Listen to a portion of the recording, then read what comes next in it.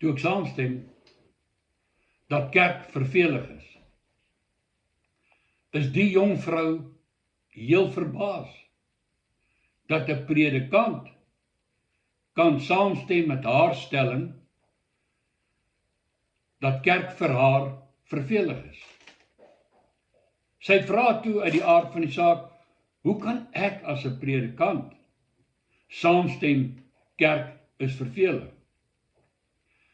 Ek verduidelik toe vir haar waarom mense kerk vervelig vind. Maar daarby kom ons later. Nou moet ons kennis neem dat ons leef in 'n tyd waar mense vra en predikante ook probeer om kerkbyeenkomste deur die aanbieding, die preke, die atmosfeer en wat hulle beskou as aanbidding vir mense lekker, aantreklik, aangenaam en opwindend probeer maak. Want reken hulle, dan kan die kerk kompeteer met die wêreld, met die vermaaklikheidswêreld, en sal jong mense die kerk graag besoek, en die ou mense dit ook meer geniet. Daar is egter 'n paar vrae wat ons moet vra, en 'n paar begrippe wat ons moet uitklaar, sodat ons kan verstaan wat kerk is, waaroor kerk gaan, en waarom mense kerkdienste vervelig vind. Nou die eerste vraag is verveling met God, die God van Israel, iets niets? Glad nie. Die tuin van Eden, waar Adam en Eva gewoon het, was 'n magnifieke en opwindende omgewing. Dink jouself in die tuin van Eden. Die plante groei, die verskeidenheid van vrugte, die blomme rykdom, die voëls, die diere, die verskeidenheid, die potensiaal van ontdekkingsreise, die waterstrome, 3 riviere wat die plek voed. En tog word Adam en Eva mislei om te glo daar is baie meer opwinding, groter opwinding in die boom van die kennis van goed en kwaad te vind. En hierdie soeke na meer, hierdie soeke na opwinding, lei toe na die chaos waarin die wêreld vandag is. Ook Israel, God verlos Israel uit slawerny in Egipte. En ek kan myself indink hoe vervelig, leeg, hopeloos, donker 'n lewe van slawerny moet wees. Toe hulle aan die ander kant die Skelsee kom, nadat die see oopgegaan het, hulle droogvoets deurgetrek het, en al die Egiptenare en Labaans en Pere deur die see weggevoer word, en hulle is vry, toe juig hulle oor hulle bevryding, onder leiding van Mirjam, die profetes, sangleier, suster van Moses. Lees gerus Eksodus 15. Maar gou daarna, toe dit stil raak, en Moses op die berg met God besig is, raak hulle verveeld, en word hulle lus vir 'n bietjie opwinding. Opwindende dinge, en hulle is bereid om goud en al hulle oorbelle en ringe en kettingkies van goud te gee, dat Aaron tog net vir hulle goue beeld kan maak, waarom hulle kan dans en spring en juig. En hulle sing op dieselfde wyse, wat hulle voor hulle verlossing in Egipte gesing het, hulle dans, die Egiptiese danse. Lees gerus Eksodus 32. En ons sien in vers 18 dat dit nie dieselfde soort musiek was en sang was wat hulle saam met Mirjam gesing het nie. Dis 'n hele ander Egiptiese storie wat hulle saam sleep in hulle harte. Ons soek mos die wêreld se rock en rap in die kerk, om dit opwindend te maak, vandag. Nie alleen was die wag op God vir hulle vervelig nie. Nee, hulle was so gewend aan die dinge van Egipte, dat hulle die nuwe dieet wat God aan hulle voorsien het, vervelig gevind het. Lees Numeri 21, 4 en 5. Jy sien mense wat ongeduldig raak met God. Hulle kla oor die brood en die water en verklaar dat hulle siele walg aan die ellendige kos wat God vir hulle voorsien. Klink amper vir my soos die kerk vandag, of baie van die kerkmense. Dis 'n gekla oor die gewone psalms. Te trekker. Gekla oor die gesange, die hallelujas, die evangelieliedere. Mense spreek hulle afkeer daarteen uit. En ek wil sê, ons hoef nie net daardie goed te sing nie. Ek het geen probleem om hulle te sing nie. Maar daar's wonderlike, geesgevulde musiekskrywers in ons dag, en daar's ook 'n klomp gospel wat rubbish is. En ons hou van die rubbish goed, lyk dit my. Die goed wat die mense soek kom uit Egipte. Die Egipte van ons dag. En ons bou die goed in die kerk in. Ek gee toe, daar's ook swak preke, maar mense soek nie en luister nie graag na die onvervalste melk van die woord nie. Hulle soek die sensasiegoeders. Inteendeel, ons wil die soetsappige, gehoorstrelende, vars leerstellings opslurp. Ek wil vra, wat is meer opwindend as die onvervalste melk van die woord? Hebreërs 4:12. Want die woord van God is lewend, kragtig en skerper as enige tweesnydende swaard. Dit dring deur tot die skeiding van siel en gees, van gewrigte en murg, en is 'n beoordelaar van die gedagtes, van die oorlegginge en gedagtes van die hart. Hoe wonderlik is dit om te ervaar, dat God deur sy woord jou vat, jou deursoek, jou beoordeel, jou korrigeer, jou reinig en heilig en vernuwe nie. En tog wil ons dit nie. Ons verkies die bedreende spookasem snert, want dit is nooit regtig besig om ons te reinig en te heilig nie, ons te korrigeer nie, ons te beoordeel en te deursoek, of daarby ons weg van die verkeer. Nee, dit troos en kyk, hou ons vas en sê ons is so oulik. En dit streel ons ego, in steede daarvan, dat dit ons verlos en heel en vernuwe. Hoe opwindend is dit nie, om jou Bybel te lees in konteks, en tot insig en begrip daarin te kom, van die absolute wonder van God, in Christus Jesus. Dit te sien, sy heerlikheid, sy werking, sy openbaring, deur die ganse Bybel, en in jou gees verruk te word, oor die wonder van Jesus, wie hy is, die Seun van God, en hoe hy reg deur die skrif aan die werk was, vir ons saligheid.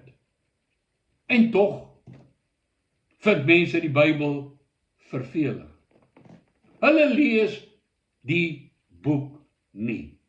En die wat wel lees nie met aandag nie, en lees nie in konteks nie. Mense verkies 'n versie hier, en 'n versie daar, en ons verkies die mense, die versie smouse, wat verdraai en verraai buite konteks.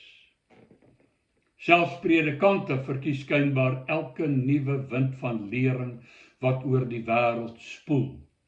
Ek verwonder my daaraan.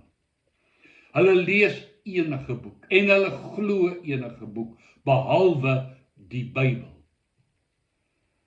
Hulle wil nie hoor wat sê Petrus en Paulus en Jakobus en Johannes nie. Hulle wil eintlik ook nie hoor wat sê Jesus nie. Hulle wil hier 'n versie en daar 'n versie. Hoe sê 'n predikant met 'n doktersgraad of 'n ex-predikant met 'n doktersgraad? Hy wil nie hoor wat Paulus sê nie. Hy wil weet wat sê 'n egte Joodse rabbi. 'n Egte Joodse rabbi. Jy sal nie 'n egte Joodse rabbi as Paulus kry nie, totdat hy die Here Jesus ontmoet het op die pad na Damaskus. Wat sy hele lewe, sy hele siening verander het, sy hart verander het. Jesus wat hom geroep het as 'n getuie. Maar nee, ons soek al die gemors van ons dag. Mense wat God nie ken nie, moet vir ons vertel oor God.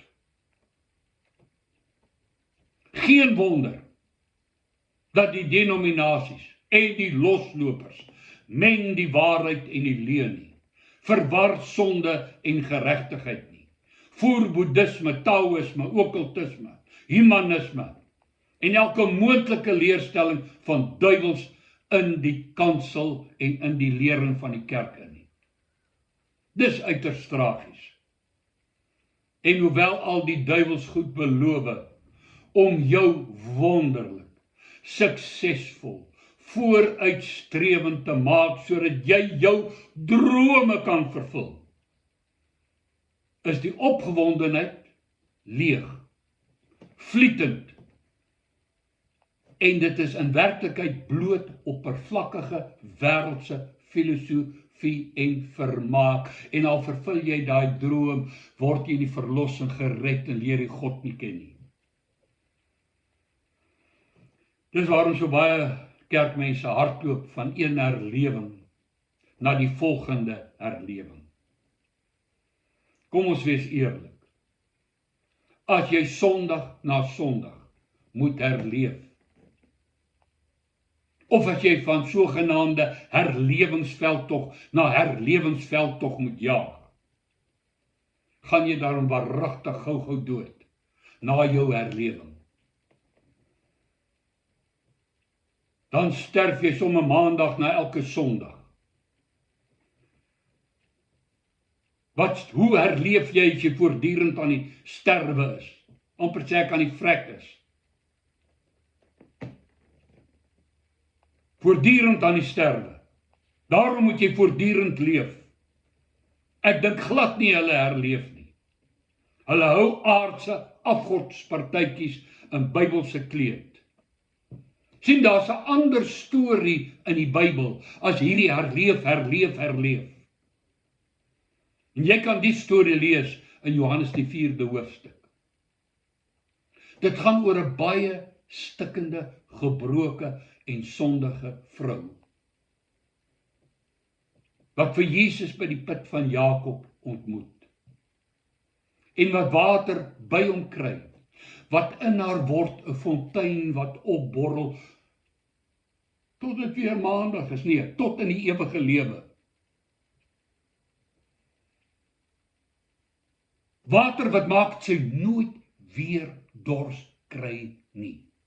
Dit les die dors. Dit vervul die siel. Dit bring lewe wat nie sterf nie. Lewe wat nie onafhanklik is van die ritme waarmee daar Sondag by die kerk gesing word nie. Of nie afhang van hoe vriendelik die kerkmense is nie.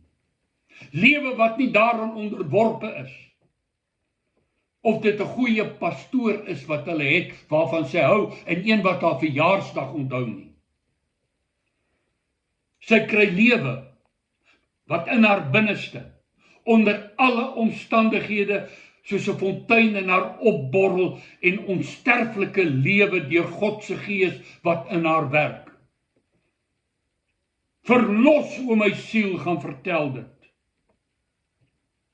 Ek wil sê ja, kerk is vervelig. Ja, die Bybel is vervelig. As jy Jesus Christus nie ken nie. As jou lyf in die kerk is, maar jou hart is in die wêreld. Ja, as jy saamploeter met die godsdiens en die tradisie, is kerk vervelig. Maar as jy Jesus Christus kroon as die Heer en Meester van jou lewe, en al die dinge van die wêreld, selfs die godsdienstige drek, soos Paulus in Filippense 3 skryf, ag as drek, en jou begeerte is om werklik Jesus te ken en te dien met jou hele wese, dan word kerkwees die grootste opwindende belewenis van almal. Want dan weet jy, jy is met God op pad. God is met jou op pad. Jy is nie maar net 'n kerkganger nie. Jy is nie net 'n ouetjie wat bietjie happy clappy soek nie. En ek het niks teen hande klap nie. Maar dit kan net so leeg wees soos enigiets anders.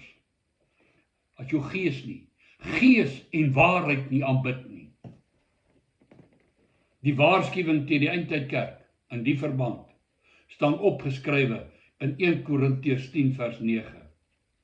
Laat ons nie Christus versoek, so sommige in Israel nie, en hulle het deur slange omgekom. God sien hierdie soeke na Christelike geestelike opwinding as 'n versoeking van Christus.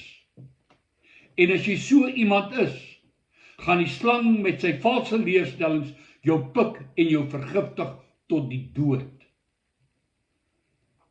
Maar as jy toelaat dat jy die water kry, wat in jou word 'n fontein wat opborrel tot in die ewige lewe en maak dat jy nooit weer dors kry nie, deur jou lewe aan Christus Jesus te wy, hom te kroon as jou koning en Heer en Meester, hom die Alfa en jou Omega te maak in jou lewe, sal jy ontdek, daar is geen opwinding so opwindend as om God te ken.